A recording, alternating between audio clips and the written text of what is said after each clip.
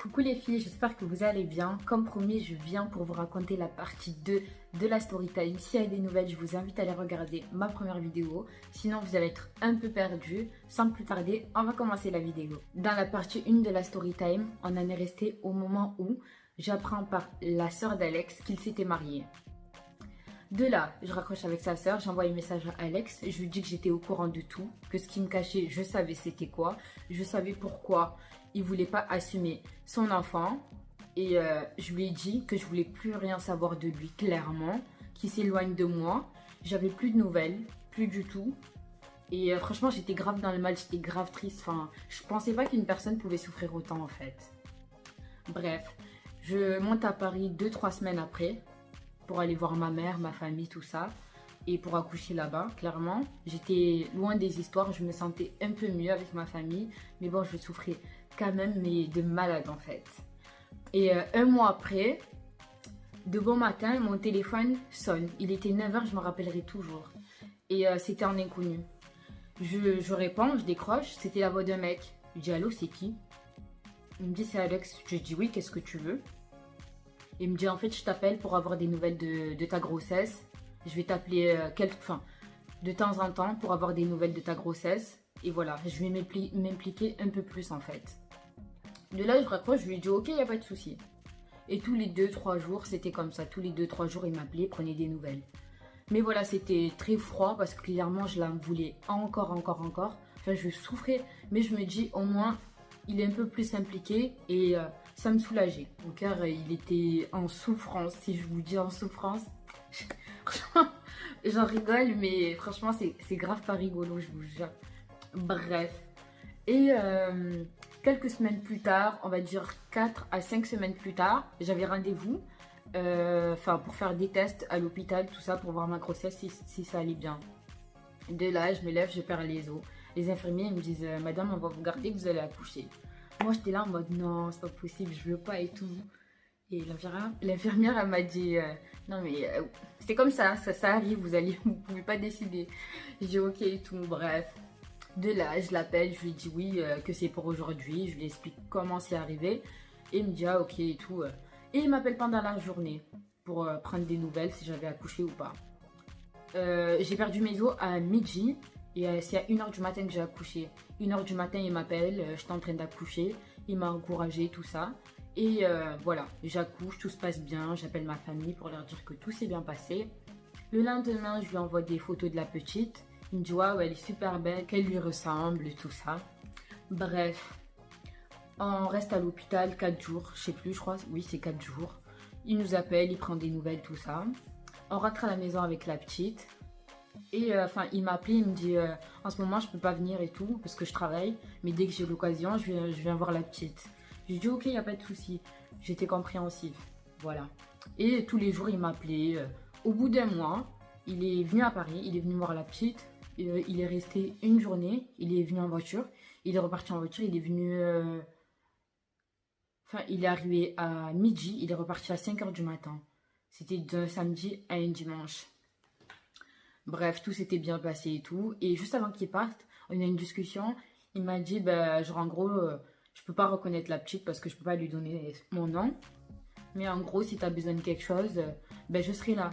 Enfin, si je peux le faire, je le ferai. Je lui ai dit, mais pourquoi tu veux pas reconnaître la petite et tout? Je comprends pas. Pourquoi tu m'as appelé? Pourquoi tu es revenu? Sinon, moi, je t'aurais jamais appelé en fait. Il me dit, non, c'est parce que je peux pas lui donner mon nom. Et moi, déjà, ça m'avait déchiré le cœur cette phrase. Mais... j'ai accepté parce que j'avais pas le choix en fait. Je me suis dit c'est mieux que rien en fait. C'est mieux que rien. Au moins ma fille elle aura l'occasion de connaître son père et de voir qui c'est son père et voilà. C'était le plus important pour moi. Et de toute façon j'avais pas le choix, je pouvais rien faire. Il repart à Marseille, on continue à s'appeler. Il m'appelait tous les jours et il m'envoyait des messages souvent par rapport à la petite ou par rapport à moi. On a commencé à retrouver notre affinité qu'on avait. Et franchement, les filles, je vais vous dire un truc, mais j'ai été faible. Je vous jure, j'aurais jamais dû, mais je l'ai fait et je suis là pour raconter la vérité, donc je vais dire la vérité. Le fait qu'on s'appelait tous les jours, pour la petite, on a retrouvé l'affinité qu'on avait avant. Je commençais à calmer mon cœur. Je commençais à le pardonner petit à petit parce que je voyais qu'il faisait des efforts par rapport à la petite. De là, malheureusement, je dis bien malheureusement, ben en fait je me suis remis avec lui parce que je pensais à l'avenir de ma fille. Et je me disais, enfin, je voulais une famille, moi aussi, une famille normale, un père, une fille. Voilà, c'est ce que je voulais. Et franchement, je ne l'avais pas pardonné parce que mon cœur, il souffrait de ouf. Mais je me suis dit, c'est la meilleure chose à faire en fait. Parce que là, tu vas faire quoi? Toute seule avec un enfant, tu vas faire quoi? Et même aux yeux de ta famille, c'est mieux que le père soit là. Du coup, j'ai accepté d'être avec lui et d'être au second plan. Mais pour moi, en fait, tant qu'il assumait devant ma famille, ma fille, ben, genre en gros, ça me suffisait pas. Mais au moins, on va dire que ça a sauvé les meubles, clairement, ça a sauvé les meubles. Même s'il ne serait pas là tout le temps avec moi parce qu'il est avec une autre, ben, au moins le minimum devant les gens et pour l'avenir de ma fille, et pour moi aussi, ben, au moins je l'avais. Et pour moi, à ce moment-là, c'était mieux que rien. Il me disait que si tout se passait bien entre nous, ben, on pourrait faire halal, que c'était un musulman, on était en 2021, qu'il avait droit à 2 femmes. Il me disait vraiment ça. Et il me disait, même s'il est avec l'autre, ben, il serait toujours là pour moi et pour ma fille. Ça va rien empêcher en fait entre nous et ses responsabilités envers la petite. Du coup, j'ai été faible, j'aurais pas dû, je le sais très bien, j'aurais pas dû. Mais dans la situation dans laquelle j'étais, ben, je voyais que cette solution. Le truc, c'est que j'avais tellement peur que ma fille n'ait pas de père, que j'ai pensé à son avenir. J'ai pensé à nous deux, à ma fille et moi. Et je me suis dit, ben, Bambi, en fait, accepte. C'est la meilleure des solutions. Et en plus, à ce moment-là, j'étais grave amoureuse de lui. Je ne vais pas vous mentir, je l'aimais de ouf. On a continué notre relation à distance. J'étais à Marseille, il était à Paris. On s'appelait souvent, on s'écrivait, tout se passait bien. Et franchement, il était vraiment là pour sa fille. Je regrette jusqu'à aujourd'hui de m'être remise avec lui. Parce que au fur et à mesure du temps, j'ai compris que c'était pas ma fille qui le réclamait, mais c'est moi qui le réclamais pour ma fille. En voyant ma fille grandir, ben, j'ai compris que je pouvais très bien l'élever seule et que si j'étais là et que je m'occupais bien d'elle, ben, c'est tout ce qu'il lui fallait en fait. Clairement, parce que quand j'étais avec lui, il y avait trop d'histoires, il y avait trop de rancœur et c'était pas une vie saine. Mais ça, je l'ai compris que après. Je me suis mis dans un truc où j'avais même pas à être, clairement. Mais j'avais peur d'être seule à élever ma fille. Je ne savais pas si j'allais réussir. J'étais condamnée à passer au second plan dans sa vie. Il me faisait comprendre que s'il était avec moi, qu'il était en couple avec moi, ben, il serait il s'occuperait de la petite. Et que si c'était pas le cas, ben, en gros, il s'en foutait un peu en fait. On a continué notre relation. J'étais à Marseille, il était à Paris. Quand je descendais à Marseille, j'allais chez ma tante, il venait nous voir. Tout le temps, souvent, il était avec nous. Et quand je remontais, ben, on continuait à s'écrire un message. Et quand ma fille elle a eu 5 mois, j'ai décidé d'emménager définitivement à Marseille. C'était déjà prévu bien avant que j'accouche. Et je descends, tout ça, je reste chez ma tante. Il venait nous voir tout le temps. En fait, je suis restée chez ma tante le temps de trouver un appartement à Marseille. Il venait nous voir, mais tous les jours, quand je vous dis tous les jours, il était là-bas. Ben, il était là-bas. Tout se passait bien. Et clairement, je commençais, on va dire, à le pardonner. Mais au fond de mon cœur, ça me pique encore. Vous savez, quand vous pardonnez, mais vous pardonnez pas totalement, ben, ça me faisait ça. Du coup, c'était souvent source de disputes entre nous. Et ça a continué comme ça pendant 2-3 mois. Le temps que je trouvais un appartement. Quand j'ai trouvé mon appartement, ben, il continuait à venir nous voir régulièrement. Comme je vous l'ai dit, j'avais retrouvé mon affinité avec lui. Maintenant, un jour, je mets une photo de lui et de ma fille sur Snap. Mais il se trouve qu'il y a une bonne copine à moi qui a ouvert le Snap. Bon, rien de grave jusque-là, vous allez me dire. Mais au moment où elle a ouvert le Snap, elle était avec une copine à elle. Et la copine lui dit, mais tu connais Alex? Parce qu'elle avait vu la tête, elle avait vu la tête d'Alex sur le Snap. Et elle lui dit, bah oui, c'est le copain de ma copine. Ils ont un enfant ensemble. La fille lui dit, mais non, c'est impossible. Elle lui dit, pourquoi c'est impossible? La copine de ma copine lui répond, ben, c'est mon oncle, il est marié, il a un enfant et on n'a jamais entendu parler de l'enfant de ta copine. De là, ma copine lui raconte toute l'histoire et la nièce d'Alex, elle était grave choquée, elle a dit mais c'est pas normal et tout. Je vais en parler, je vais demander à ma famille qu'est-ce qui s'est passé, s'ils sont au courant ou pas. À ce moment-là, moi j'étais au courant de rien. Le lendemain, Alex il m'appelle en furie. Il me dit t'es parti raconter quoi aux gens, t'as dit quoi de nous aux gens. Et je lui dis mais qu'est-ce qui se passe? Je comprenais rien du tout. Il raccroche et me dit attends je te rappelle, je te rappelle, je te rappelle. Et moi j'étais en panique, je comprenais pas du tout ce qui se passait.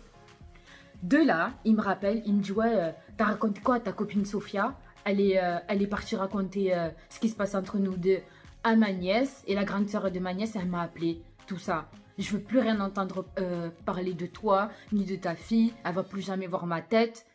Et de là, il raccroche, moi je comprenais pas. J'appelle ma copine Sophia, je lui demande qu'est-ce qui s'est passé, que Alex il m'a appelé. Et je sais même pas qu'est-ce qui se passe. Ma copine Sophia me dit attends, dans 10 minutes, je suis chez toi. Il faut savoir qu'elle habite pas loin de chez moi. J'attends, j'étais en panique et tout. Elle vient, elle me raconte tout ça. Je lui dis, ben écoute, maintenant, on va voir ce que ça va donner, clairement. Enfin, moi, je sais pas quoi faire. Lui, il veut plus entendre parler de moi. Enfin, voilà. De toute façon, j'étais tellement énervée de sa réaction que même moi, à ce moment-là, ben, je voulais plus entendre parler de lui, clairement. Avec ma copine Sophia, ben, on est resté en contact toute la journée parce que j'étais grave pas bien. Et on attendait de savoir ce qui s'était passé avec les nièces. Voilà, qu'est-ce qui s'était passé chez eux, clairement. Et la nièce, apparemment, elle a recontacté ma copine Sophia. Il lui a dit, ben, clairement, dis à ta copine de laisser tomber parce que, apparemment, ben, Alex et sa grande sœur, ils l'ont pas dit au reste de la famille. Ils ont étouffé l'affaire, clairement. Du coup, ça servait à rien que je les calcule. Fallait même pas que je me fatigue pour ça, en fait. C'est à ce moment-là que mon sang commençait vraiment à bouillonner, bouillonner. Je me suis dit, mais déjà, j'ai tout accepté pour ce mec. Et en plus, il va étouffer carrément l'affaire dans sa famille.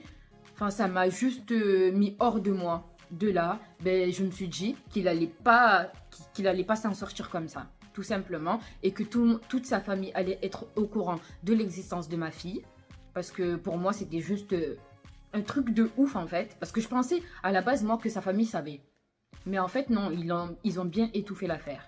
Du coup, j'ai décidé de contacter sa femme. J'ai contacté sa femme sur Facebook, je lui ai dit qui j'étais, que j'avais à lui parler, qu'il fallait qu'on se voie, et que c'était par rapport à Alex et son enfant avec moi. De là, elle me dit, elle aussi, j'arrive dans 10 minutes. Je lui envoie l'adresse. Ben, en fait, ils habitent pas loin de chez moi. Ils habitent à 5 minutes en voiture de chez moi. Elle vient. Bon, je vous cache pas qu'avant qu'elle vienne, j'étais un peu en mode, qu'est-ce qui va se passer? Je sais pas. On sait jamais les réactions. Mais après, pour ma part, c'était vraiment pour parler, pour discuter de toute cette histoire, clairement. Elle arrive, on se dit bonjour, c'est cordial. Il n'y a pas d'agressivité, rien. Je pense qu'elle est mature, moi aussi. Elle arrive chez moi, elle demande à voir la petite parce qu'elle l'avait jamais vue. Elle avait entendu parler de ma grossesse. Bien sûr, Alex, il n'a pas trop assumé ou je sais pas à quel moment il a menti. Je suis pas au courant, mais je sais qu'à un moment donné, il a dû soit lui dire que j'ai perdu l'enfant, soit lui dire que c'était pas de lui. Voilà. Elle a vu la petite, elle a dit mais c'est carrément la tête d'Alex. Je lui dis bah oui, j'ai pas menti, voilà, c'est la vérité. Maintenant, Alex, il l'appelle devant moi. Elle lui dit, viens. Pourquoi t'es parti énervé? Ben, il n'a pas voulu venir, clairement, parce qu'il n'a pas voulu assumer l'histoire devant nous deux. Du coup, elle est partie tranquillement, on s'est dit au revoir, voilà. Le lendemain, à midi, elle m'appelle. Elle me dit que c'était impossible qu'Alex était venu me voir à Paris après mon accouchement, que c'était impossible qu'il venait me voir chez ma tante, que c'était impossible qui venait me voir ici, chez moi. Je lui ai dit, ben, écoute, moi je t'ai dit toute la vérité. Maintenant, si tu ne me crois pas, je peux rien faire pour toi. Je t'ai dit les raisons pour lesquelles je t'ai contacté. De là, elle me dit clairement qu'elle ne voulait pas qu'Alex assume mon enfant, que j'avais qu'à me débrouiller avec mon enfant, et que elle, tant qu'il s'occupait d'elle et de son enfant, ben, c'est tout ce qui comptait pour elle. C'est là que l'histoire, elle s'est terminée. Après, avec Alex, on se croise souvent parce qu'on habite pas loin. Il me dit bonjour, je lui dis bonjour, ça s'arrête là. Au jour d'aujourd'hui, j'ai plus aucun contact avec lui. J'en veux plus. Je suis très bien dans ma vie. Dans cette histoire, j'ai mes torts. J'aurais pas dû me remettre avec lui. J'en suis consciente. Maintenant, je suis sortie de tout ça. Il y a quelques semaines en arrière, il m'a recontacté. Il m'a dit qu'il aimerait des fois avoir des nouvelles de la petite. Mais qu'avec ce que j'avais fait, ce que j'avais révélé à sa famille et à sa femme, qu'il avait du mal à revenir. Je lui ai répondu que je n'avais pas besoin de lui, que la petite non plus. Et je suis contente qu'il soit sorti de nos vies pour de bon. Clairement, on est 100 fois mieux comme ça sans lui. Dans cette histoire, je ne suis pas toute blanche. J'ai fait des erreurs, il en a fait aussi. C'est en partie tout ce que j'ai vécu dans ma vie qui me pousse à être là, assise devant vous, à vous raconter mon histoire. Je pense que certaines s'identifieront un peu à mon histoire. Certaines seront outrées de cette histoire. Mais ça reste mon histoire. Je vous remercie d'avoir suivi mon histoire jusqu'au bout. On se retrouve très bientôt pour de nouvelles vidéos, storytime ou autre, je ne sais pas encore. Et surtout, n'oubliez pas de vous abonner, de partager et de commenter. Venez aussi me suivre sur Insta, parce que je suis grave active là-bas. Bisous!